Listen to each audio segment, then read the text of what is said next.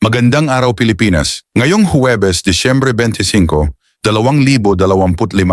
as of alas 3 ng umaga kanina, patuloy na nakaaapekto ang Northeast Monsoon o amihan sa Northern at Central Luzon, habang Easterlies naman ang umiiral sa natitirang bahagi ng bansa. Makakaranas ng maulap na kalangitan na may pag-ulan ng Batanes, Cagayan, Isabela, Apayao, Kalinga, Aurora at Quezon dulot ng amihan na may posibilidad ng flash floods o landslides dahil sa katamtaman hanggang minsang malalakas na ulan. Sa Bicol Region at Northern Samar, inaasahan ang maulap na kalangitan na may kalat-kalat na pag-ulan at thunderstorms dulot ng easterlies na maaari ring magdulot ng pagbaha o pagguho ng lupa. Samantala, sa Metro Manila, Ilocos Region, natitirang bahagi ng Cordillera Administrative Region, Cagayan Valley, Central Luzon at Calabarzon, bahagyang maulap hanggang maulap ang kalangitan na may isolated light rains at walang inaasahang malaking epekto.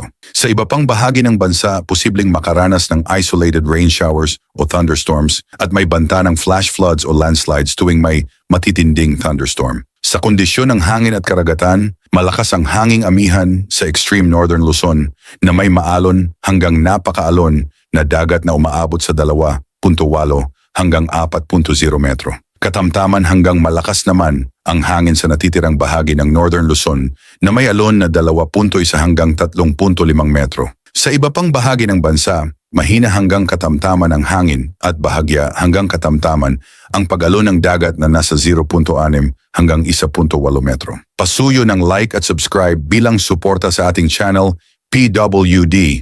Ang ulat panahon na hindi kaiiwan, rain or shine. Ingat Pilipinas.